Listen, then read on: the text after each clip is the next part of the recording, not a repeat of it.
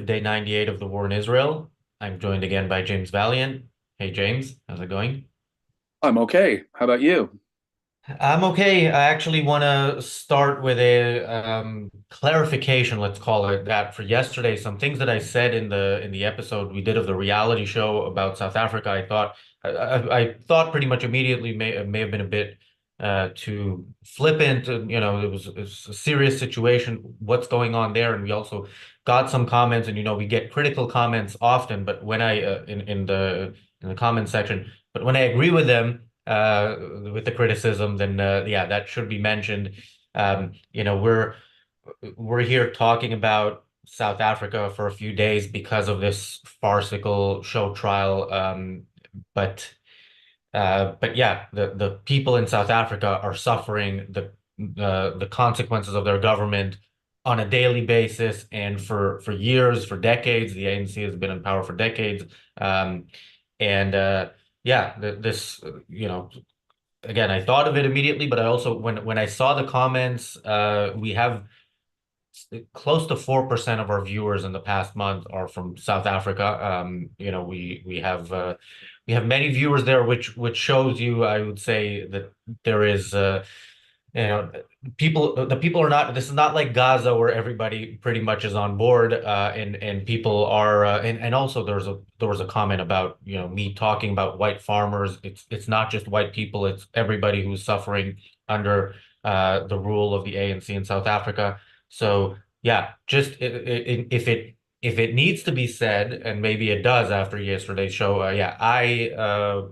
personally, and the Ayn Rand Center UK, obviously stand with the good people of South Africa against the bad people in the South African government. And yeah, and now let's get to why Well, it is that the like bad just people in the South African government are doing what they're doing and coming out after Israel right yeah, now. let's very much distinguish between the government of South Africa and the poor people who have suffered for so long under the various governments of South Africa, frankly. And it's a horrific situation. I normally am not the kind of person who puts any weight or emphasis much on, the other guy did it, the hypocrisy type arguments. I think those are typically very weak arguments in any event. So it's not the accuser that we need to focus on. I don't care if it was Switzerland. I don't care if it was the most ideal utopian nation in the world bringing these charges in the United Nations. The trial in The Hague going on right now is a perversion, and it is wrong conceptually, morally, and in every way possible. I don't care who was bringing the charges. But in the case of South Africa, I do have to make a comment here. Just in 2022, the United Nations itself had a report about South Africa being, quote, on the precipice of explosive xenophobic violence. Yeah, it's not just white farmers. The United Nations experts warned, quote, without urgent action from the government of South Africa to curb the scapegoating of migrants and refugees and the widespread violence and intimidation against these groups, we are deeply concerned that the country is on the precipice of explosive violence. The UN report continued. They noted the xenophobia, especially against low income African and Southeast Asian migrants and refugees, had been a feature of South African politics for many years, which indeed, of course, it has.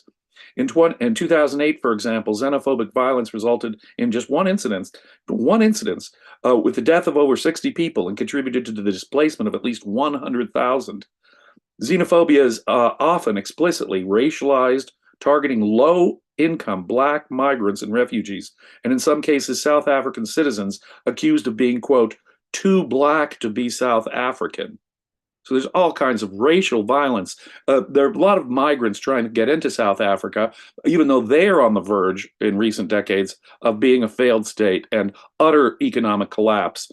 And so they are very much in a state of total. People have described it as being on the precipice of being a failed state. Just this year, in fact, in one last thought, the attackers drove in another incident. Now, get this, in a highly publicized incident in April 2022, a 43-year-old Zimbabwean, you see, one of these Zimbabwe refugees, and the father of four, was killed by a group going door to door demanding to see visas. The attackers drove the victim out of the place where he was seeking refuge, beat him, and set him on fire. The violence has continued unabated. It is alleged that the burning of this man in Johannesburg on the 20th of June of last 2022 was carried out by persons targeting migrant shopkeepers. So South Africa is a place that knows racist and racial violence and serious human rights abuses, and they are frankly now in bed since, of course, for the last 15 years, basically, they've been increasingly close with Russia and China in alliance. And so it's quite clear that they do have motives of their own in bringing this charge, political motives that put them sort of on the axis of the bad guys. And they really are just the voice. I mean, the Israeli government's correct. They're becoming the legal wing, the legal arm, in effect, of Hamas in bringing this charge. In Yeah. 1948, the United Nations defined what genocide was because of the Holocaust, the attempted genocide, the slaughter of at least 6 million Jewish civilians in Europe in the late 1930s and early 1940s. That is why they defined genocide. It was the examples they used were the Armenian genocide that had happened earlier in that century and the Holocaust. Those were the examples. That's what genocide should mean under the original definition. If what South Africa is saying is true, then no country could ever engage in a defensive war of any kind without being guilty of genocide. They have so distorted the UN's own definition of it. There's obviously no genocidal intent, and that needs to be proven. It is otherwise any nation that ever engaged in an act of self-defense would be guilty of genocide if what South Africa is saying is correct.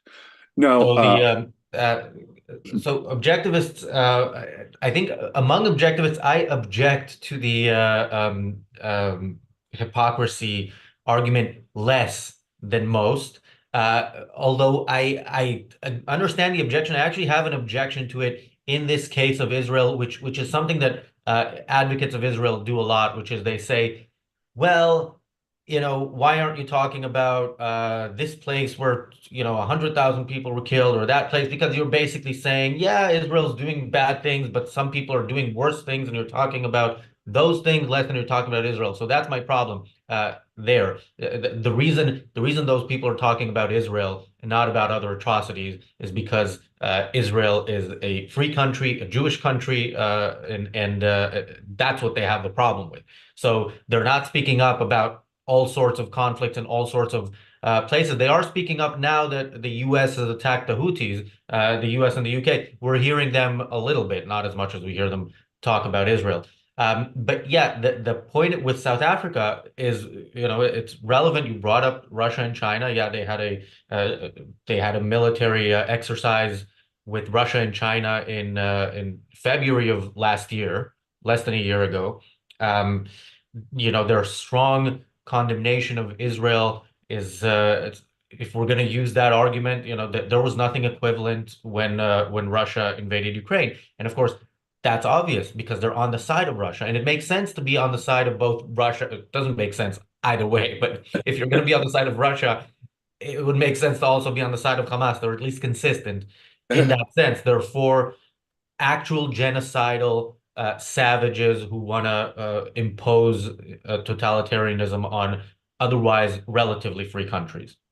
well, that's exactly it. That the distinction that is not made in international law is between, and this is the one that really is key and that South Africa is missing, between aggression and self-defense.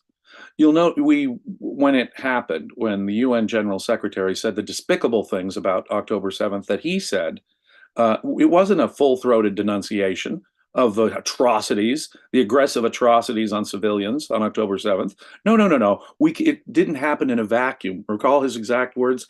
All this didn't happen in a vacuum. You've got to understand the occupation, the horrible occupation that Israel has imposed. Okay, once you start down that path, obviously you can see the conceptual corruption going on. The distinction is between aggression and self-defense. If you're going to kill a bunch of people in another nation, can't be genocide. In fact, that's the intention of war. Even a defensive, legitimate war, you want to kill the other guy. And if all you need to show is an intention to kill a bunch of the other side to show genocide, then, as I say, no nation could ever engage in any defensive warfare at all if the legal theory that South Africa is using should fly in the United Nations. Now, hypocrisy does indicate. I will be on your side to this extent. To the extent you see hypocrisy, it does indicate that they are not loyal to their stated principles, and very much it can either show a lack of integrity, but more commonly show that there's an ulterior motive that's not being stated, just as you pointed out. The hypocrisy here shows that their actual motive is a hatred of Israel, a hatred of civilization, a hatred of Jews, a racist hatred, which is perhaps not surprising coming from the South African government. Um, uh, but it is clearly a kind of the Jews are special. They don't get to defend themselves. So there's a kind of special racist hatred. The Israeli government said that this is a kind of blood libel. And I have to say, I kind of agree. It's the notion that somehow Jews just want to see the babies in Gaza die, pregnant women in Gaza die, because after all, why would you attack hospitals as Israel has been attacked? Wait, they put their equipment in hospitals behind cat. I saw the news images behind the CAT scan machine. They had high-powered weapons. They have explosives in the basement of the hospital, and so Israel is the one responsible for the indiscriminate slaughter of babies and the not wanting there to be babies in Gaza. Wrong. And it's obvious, though that when you look at it the other way about, that it can only be racism on the part of the accusers. It's that the Jews are special, you see. Blood libel, for those who don't understand what it is. This medieval notion by Christians that Jewish people used babies, the blood of babies, in ritualistic ways. Now, of course, nothing could be more anti-Torah. In fact, the consumption of blood, even animal blood, is unkosher under Torah. You know where it really comes from? Tertullian, the Christian writer, early Christian writer, tells us that it was pagans who were making fun of Christians who really do symbolically drink the blood of Jesus. And they were associated with Jews. And so it's really Christian practice that a misunderstanding of Christian practice that caused this anti-Semitic trope. But anti-Semitic tropes like this are out there, they're ugly, and that's exactly the idea here.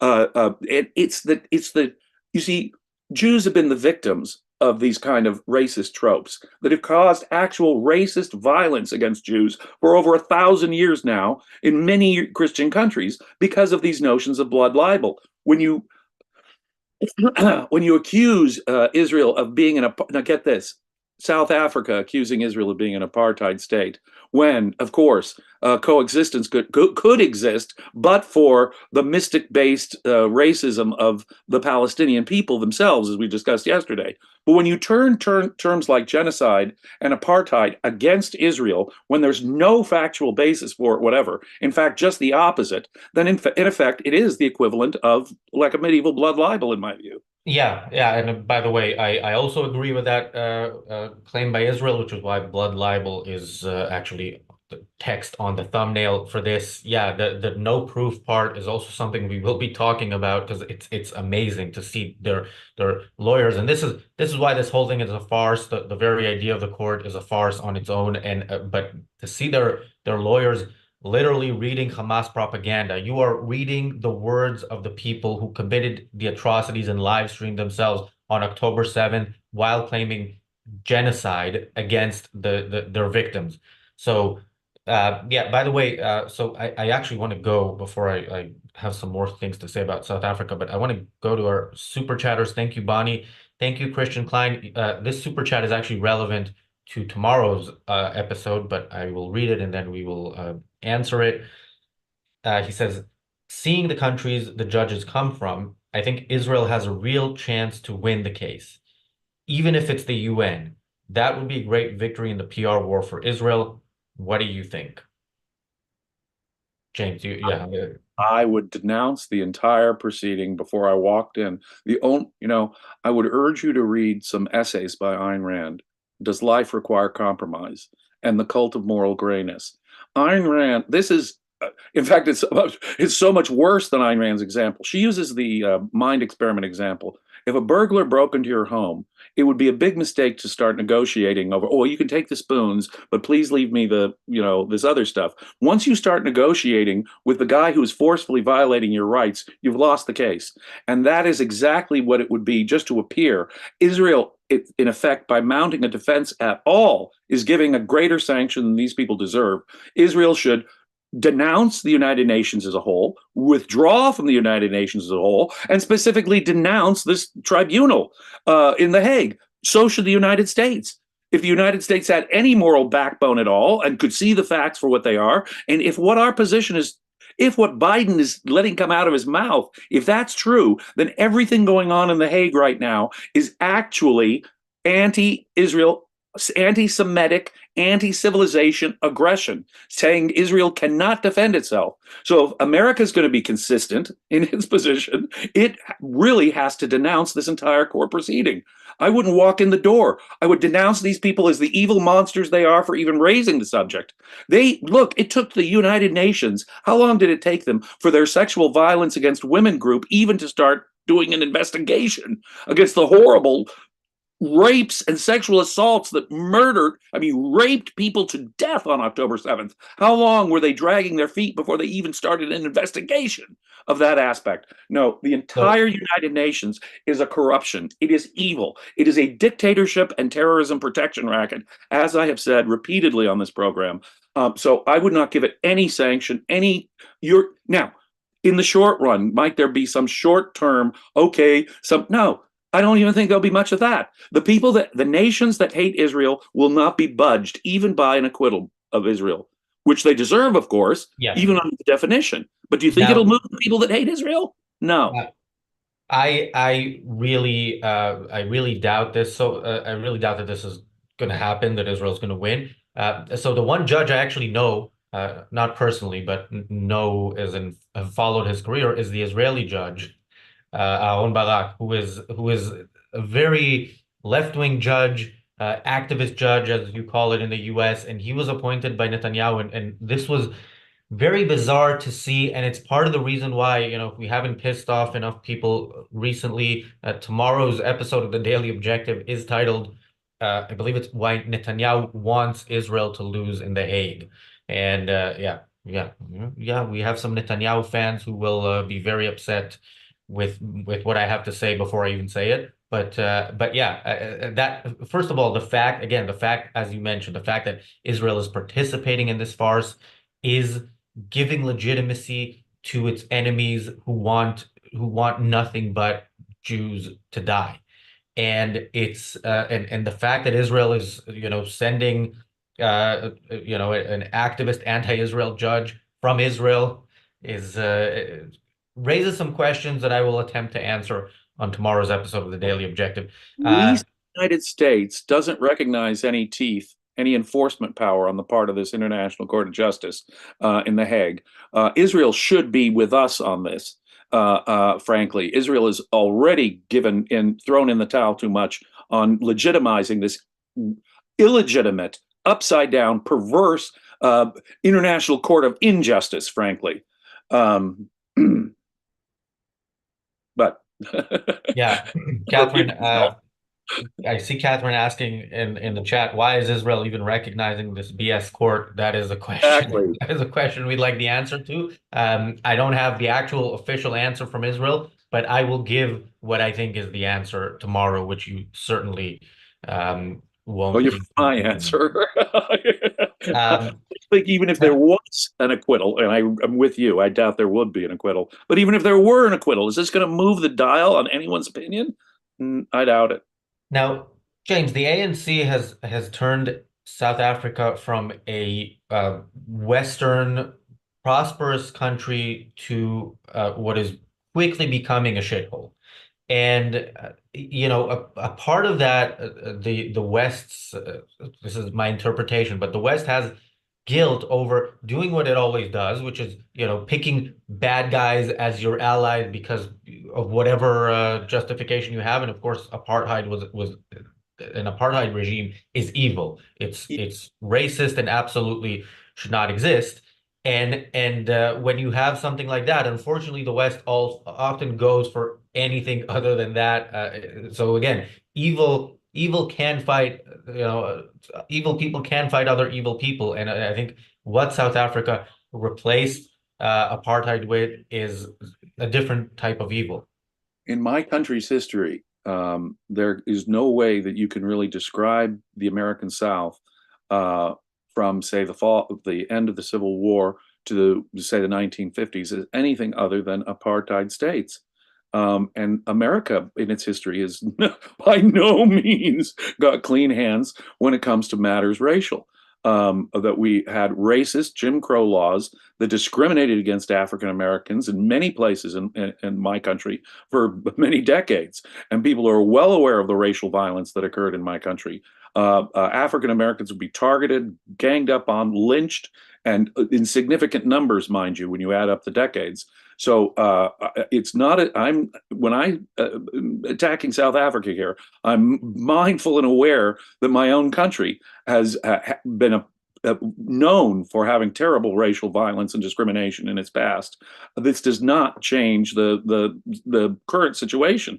If it were America, as I say, or Switzerland bringing the charges, or South Africa, it would not matter. And it shouldn't really matter what the background of the country is, honestly. But when I read about what's happening in South Africa was once one of the richest country, basically, in sub-Saharan Africa by far, for a long time. And right now it's on the verge of economic collapse and despair. And they're in the midst of all kinds of foreigner hating sort of violence as they oppose refugees attempting to come to South Africa, because it is still, compared to many of the regional countries like Zimbabwe, a richer place.